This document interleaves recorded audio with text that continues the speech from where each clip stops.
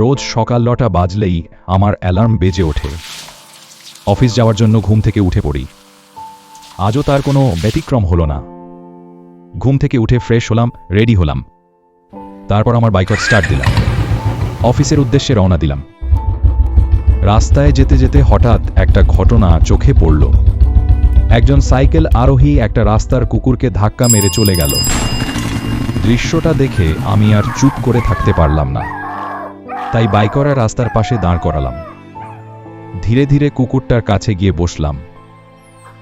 ও খুব ভয় পেয়েছিল, তাই প্রথমে একটু আদর করলাম, তারপর ওকে একটু জল খাওয়ালাম। ও তেমন গুরুতর আঘাত পায়নি।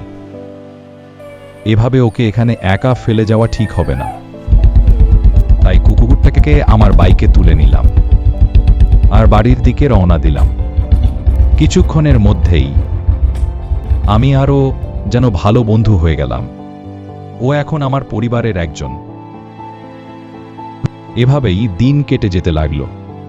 দেখতে দেখতে কয়েক মাস পার হয়ে গেল। এখন আমরা একসাথে পার্কে ঘুরি। ও শুধু একটা কুকুর নয়, ও এখন আমার পরিবারের একজন।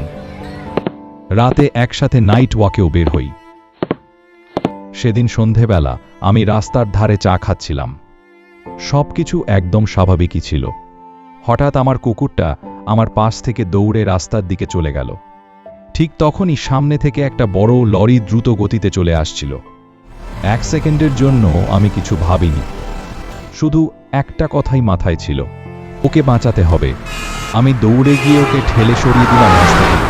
কিন্তু সেই মুহূর্তেই লরিটা এসে আমাকে ধাক্কা মারল। রাস্তাটা হঠাৎ নিস্তব্ধ হয়ে গেল, আর আমার কুকুরটা দাঁড়িয়ে শুধু আমার দিকেই তাকিয়ে রইল, যেন বুঝতে পারছে আজ তার জন্যই আমি সবকিছু ঝুঁকির মধ্যে ফেলেছিলাম। আজ আমি আর এই পৃথিবীতে নেই।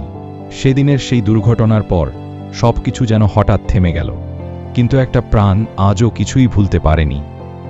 আমার কুকুরটা, সে আজও প্রতিদিন সেই একই রাস্তার ধারে এসে বসে থাকে। চোখ দুটো রাস্তার দিকেই থাকে, যেন অপেক্ষা করছে, এই বুঝি আমি হেঁটে আসব, ওকে ডাকবো আগের মতো। কিন্তু সে জানে না আমি আর কোনোদিন ফিরব না। তবু সে অপেক্ষা করে, কারণ ভালোবাসা কখনো হিসাব করে না। সে আজও রাস্তার ধারে বসে আছে, শুধু আমার ফেরার আশায়। হয়তো একদিন আমি আবার ফিরে আসব।